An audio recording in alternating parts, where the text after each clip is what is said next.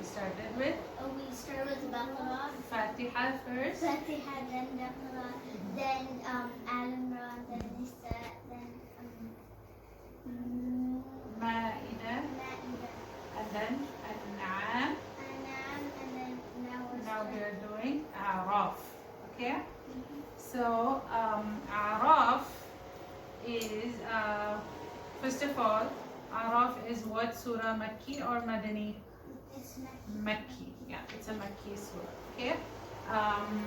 The previous surahs were all, without including Fatiha, they were all Madani. And then An'am was Makki, and now Araf is also Makki. Okay? Do you know the meaning of Araf? Arafat. Arafat. Arafat. The sky. High. Okay, so the meaning of Araf is heights. Okay, there's a reason why the surah is named Araf, and we'll come to that. That will be one of the things that we will cover, inshallah. Okay. Okay. So now,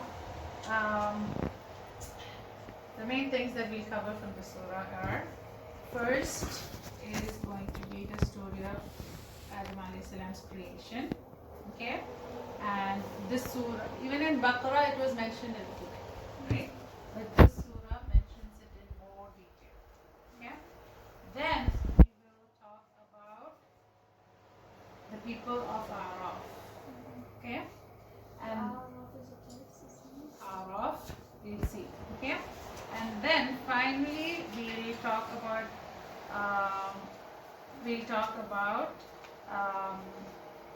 Fitra. Okay, how Allah has created us with Fitra. We'll talk about that. Okay, and then the surah kind of addresses the beginning part of the surah kind of starts with the story of Adam alayhi salam, right? And the end part of the surah, it's very interesting because Allah is addressing Ya Bani Adam, O children of Adam.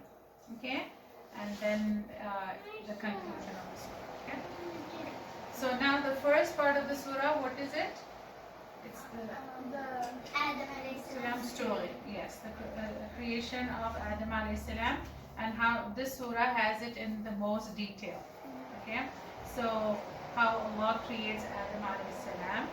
Okay, and when Allah creates Adam alayhi salam and tells the angels to prostrate, but including Iblis. Iblis was one of the most pious leaders among the jinn, and because he was one of the pious and he had high position among the jinn, he was even included with the circle of angels. Okay, so Allah creates Adam alayhi salam, and then Allah tells the angels to prostrate. But Iblis doesn't, because he says he's made out of fire and this is in the clay. Yeah, that Iblis is made out of something that is better, that is fire, whereas man is just made out of clay. Okay, and What's the exact words that we see? the exact words is قال أنا خير منه خلقتني من نار وخلقته من طين. Okay? Yeah, the translation. He said, I am better than, what is the word? I'm better than minhu. Him. Because I am made from fire. خلقتني من نار. Yeah. وخلقته من Twin. طين. Okay. So, what does that show about Iblis? Speak up a little bit, guys, so we can hear you. He has a lot of pride. Yeah, you can sit up also. He had a lot of pride, and in today's situation, if you think about today's situation, don't show your back. In today's situation, what can you kind of liken the situation to? Oh, you are like this, I am like this, one better. What is that? What can you think of something? Like not compared. Not be proud. Not no, racist. That's the word I'm looking for. He was the first racist, right?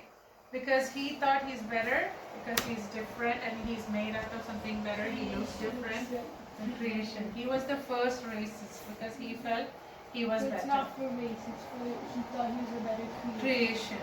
So that does kind of make him the first racist, right? And that Like how doesn't- white people think I that they feel are like better. that's worse than racism because like creation you associate it with being humble, right? Because you're a creation of Allah. So just the fact that he thinks he's a better creation. Yeah. Creation should be something that humbles you. Yeah, but the same thing even for within the race also, it's the same thing. You are a creation of Allah, so you have no right to think that you are a better creation of Allah than another person. In fact, made out of the same thing, clay, right? So that's a, Ahmed, can you that's take a lesson. half a step back so Asma can? Okay, so that is a lesson that we can learn from, not to be like shaitan. Okay, and that also shows us how if you see a wrong, like racism, something wrong, you stand up against it, right? Now, and then shaitan doesn't go down, right? And then what happens in the story? And then after that, all of them. What is no? What does Allah tell to shaitan? He's so Okay. He He tells him to get down from here. You have no right to brag of your superiority. And then what does shaitan tell Allah? She says, I want one more. Yeah, louder, Ahmed. I want. He said that I want to stay alive till the day of judgment to see you. Stand up. He Allah tells Adam alayhi salam that you can live here in Jannah. Oh yeah, you could do Oh, anything you want. You could eat from any tree. You can enjoy everything. Except the forbidden tree. Yeah, don't go near that And tree. in this So Allah says you cannot eat from that particular tree. Allah says don't go near the tree itself.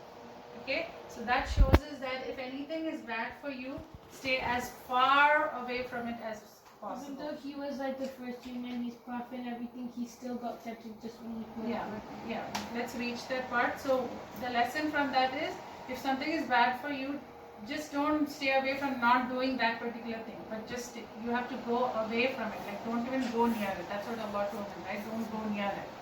Yeah. But what Aisha, happens,onna sit up, Mola. Yeah. what happens is shaitan keeps doing waswasa in the heart of Adam alayhi salam and his wife, our first mother, Hawa alayhi salam, and eventually Adam alayhi salam eats from that tree. Okay. Now after he eats from the tree, what happens? As kind of like as a humiliation, their aura gets uncovered. Okay, and then they try to find leaves and things to cover themselves. Okay, and that time it shows that they felt very shy and they felt humiliated by that, even though there's nobody else, and they are quick to go and cover it. That shows us that we need to be modest. They had that shyness, right, in covering their body. Yes, you can cover them. Okay, so then after that, how is Adam alayhi salam's reaction to what he did? How is it different from what Iblis did? When Iblis made a mistake, yeah, he'll pray. Louder, Ahmed, what did you say? They'll pray for forgiveness. Yeah, he'll pray for forgiveness and Allah will forgive him. Do you guys know that dua? Aisha and Ahmed, do you know that dua? if you say this starting ربنا ظلمنا أنفسنا وإن لم تغفر لنا وترحمنا لنكونن من الخاسرين. Ayah number 23 of Surah Al-A'raf. Okay? And then ربنا ربنا ظلمنا أنفسنا وإن لم تغفر لنا وترحمنا لنكونن من الخاسرين. Okay? It means that, oh Rabb, we have wronged أنفسنا ourselves. وإن لم تغفر لنا وترحمنا. If you do not forgive us and show mercy upon us, لَنَكُونَنَّ مِنَ الْخَاسِرِينَ. We will be indeed from the losers. Okay, so that shows Adam alayhi salam was desperate for forgiveness and that he's relying on only Allah to forgive. Okay, so versus how Iblis reacted when he didn't go down, he didn't listen to Allah's command, he wasn't apologetic and he didn't think of correcting the mistake. Right? He stood by it and in fact he wanted to then even mislead people. Right? Because he couldn't be of the good people, he wanted to make others bad too. Right? So that is the story of Adam alayhi salam and how Allah made this. Actually, what Shaitan did was he asked for one wish and instead of wishing for forgiveness, he wished to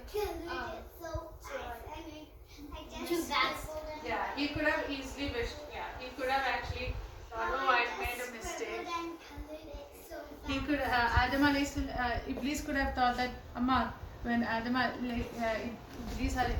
didn't listen to Allah and disobeyed Allah, he could have thought that, oh, let me ask Allah to forgive me, say astaghfirullah, right? But did Iblis do that?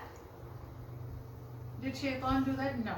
But when Adam alayhi salam did a mistake, what did he do?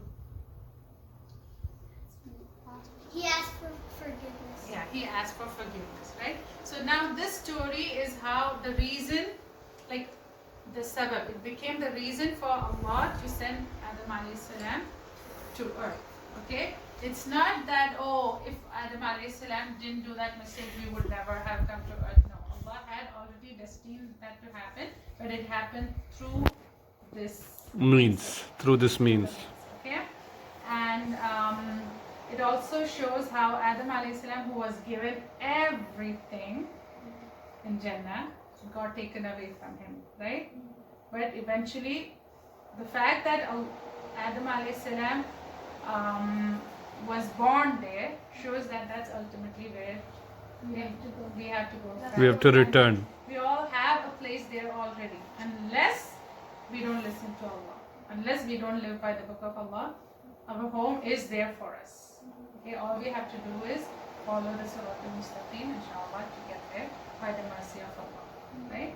So you get that part, right? And that actually gives us so much hope, right? Knowing that, oh, that is our home. It's like how when we ask your ethnicity, yeah, you're Americans, but then there's this concept of back home, right? Like Baba and Mama came from India, so we kind of have the ties of origin. The same feeling. Our origin is Jannah. And also it means that none of the other stuff matters, like race stuff. That's all after being like. Yeah, all that is like man-made society structure. Okay. Now let's go to the next thing that I mentioned. The next topic that we said we are going to talk about is the surah's name was Heights. Heights. The people on the heights. Okay. Any guesses what it could mean? Is it the people who like made houses in the mountains like this? The people are scared of me? Okay. So this People who are is scared of about- heights. This is talking about on the day of judgment. There will be people who go to Jannah and there will be people who go to the hellfire, right? Now there's a wall between them. Like, okay, if your good deeds are heavier, then you go to Jannah. If your bad deeds are heavier, then you go to Jahannam, right? Now what if it's like exactly equal, like 50-50, right? What happens then? Then you will be on the A'raf. Okay? So Araf's meaning is high. So meaning it'll be like. Yeah. So the ayah is ونادى أصحاب الأعراف رجالا يعرفونهم بسيماهم قالوا ما أغنى عنكم جمعكم وما كنتم تستكبرون. Okay, and then there's more. What will happen is the people of the heaven will first say to there's a conversation happening. The people of paradise will tell the people of Jahannam, see what happened, we used to warn you, here we are. Okay, and then after that, Allah is telling about the people of Araf. Okay, what will happen to the people of Araf is they will be in between, right? Yeah. Yeah, so the people of Araf will call to the famous people who are in, like people who they used to follow in Jahannam, and they will recognize them and they will say that, oh, see all your riches, everything, that all the power you had, all the arrogant pride you had, none of that benefited you, right? And then they will look at the people of paradise and That they follow? no, the people of paradise are these the people of paradise? Are these residents of paradise not the same people about whom you swore that Allah will never bestow His mercy upon them?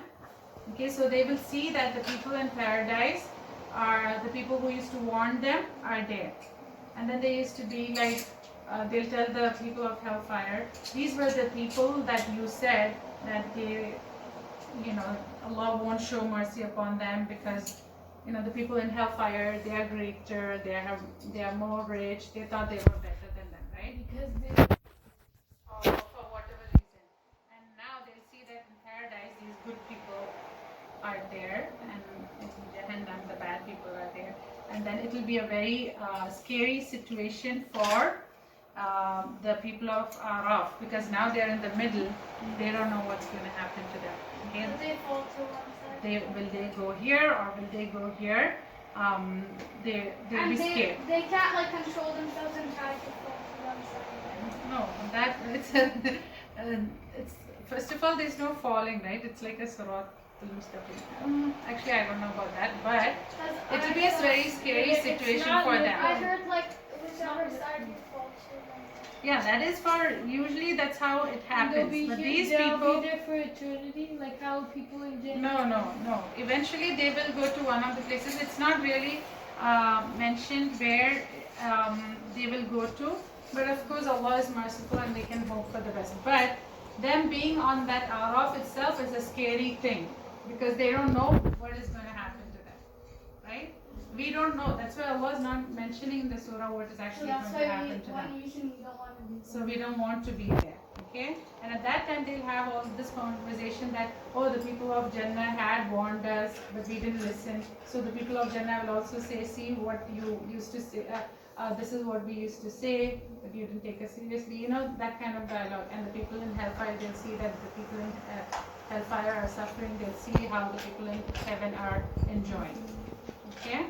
So that's the story of Araf. Okay? Now, before the surah concludes with, Allah mentions so many prophets. He mentions how He created the heavens and the earth in 6 days, and then He established Himself on the throne. Okay? All these things are mentioned in the story, in Surah Al-Araf. We are not actually going to, the story of Musa alayhi salam is being mentioned. Okay? We are not going to go over all that. The last thing that I want to go over from this surah is, and this is one of my favorite ayahs, is ayah number 172. Remember I said the issue of fitra? Remember? And you asked what is fitra? Okay. So, when Allah, we all know that, or if you don't know, then now you'll know that Allah has created everybody. Everyone in this world is born a Muslim. Okay? And then it's their families that make them Christian or other religions. Okay? Or Jews or whatever. Or just say Yeah. So, and when you say that everybody is born a Muslim, what does that mean? Allah has put that thing in our hearts that we need to submit to one God. Okay? And That's why most religions are, like the most famous religions are this monotheistic. yeah, Like Abrahamic faith. Yeah. Look at this. Nice. So this is actually a physical incident that took place, and the proof of it is in this ayah number 172. Okay, let me read it. وإذ أخذ ربك من بني آدم من ظهورهم ذريتهم وأشهدهم على أنفسهم ألست بربكم قالوا بلى شهدنا أن تقولوا يوم القيامة إنا كنا عن هذا غافلين. Okay, so وَإِذْ أَخَذَ رَبُّكَ مِنْ بَنِي آدَمَ. Okay, Allah took a covenant from the people. Okay, Allah is telling the Prophet, O Prophet, remind mankind about the incident when your Rabb brought into existence all the human beings, all the Bani Adam, from Adam alayhi salam up until the last human being who is to be born. Allah brought them all out of Adam alayhi salam's back, from his loins. Allah brought them all alive and gathered all of them. Okay, this actually happened. Before we were born into this world, individually, into each person's, mom's tummy or whatever, everybody in this world was once gathered together. Allah had brought everybody. Even us? Yeah, everybody. Okay, before our life in this world, Allah had brought all the human beings to life. Okay, and then made man witness that. Like, of course, everybody came to life, but it's just that we don't remember that incident. Okay, but we witnessed that incident, and then Allah asked, Alastu bi rabbikum, am I not your Lord? Okay, and then qalu, and then we all had said, Bala shahidina. Yes, we witnessed it. Like how shahidina, ashhadu an la ilaha illallah, that's our shahada, right? So basically we had told that shahada at that time, ashhadu an la ilaha illallah. Yeah. Am I not your Lord? Yeah, am I not your Lord? And we all said yes. And we all said yes, shahidina, we have witnessed it. Okay, and the end of the ayah says, we bear witness that you are our Rabb, indeed this we did, unless on the day of judgment we say that, oh, we were not aware of the fact that we were supposed to worship Allah. So if people on the day of judgment, if they say that we were not aware of it, Allah will remind them, don't you remember? At that point we will remember, people will remember. Don't you remember that you all took witness to the fact that yes, you are our only Rabb? Everybody in the world. So this is actually what is fitra, that feeling that inside our heart, okay, that that we all need to worship Allah. And we can't say that like it's not fair because we didn't remember, because deep inside you always know what we know it. Yeah, there is that feeling. That's why people who actually seek the truth and really want to be guided, Allah will guide them, inshallah. That's why people who are not born Muslim also, some of them, because they have that pure heart and they are listening to the fitrah, the sound in the fitrah, Allah guides them to Islam.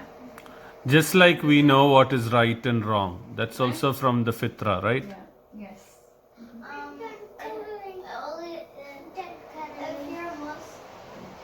Only if you're a Muslim can you go to Jannah?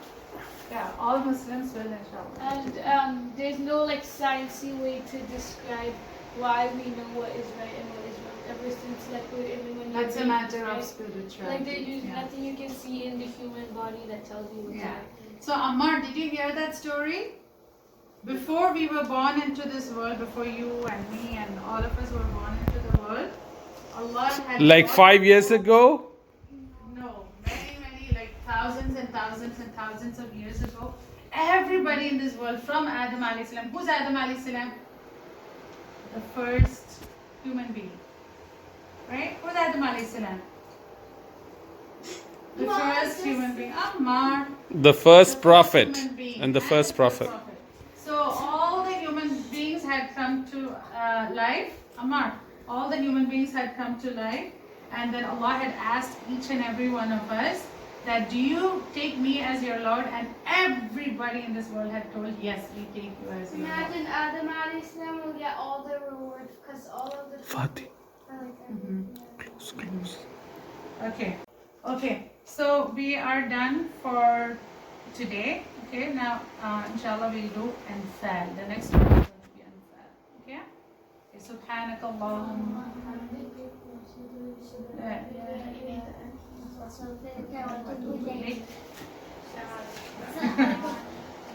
Can we switch to me? No, it's going to be one video. So now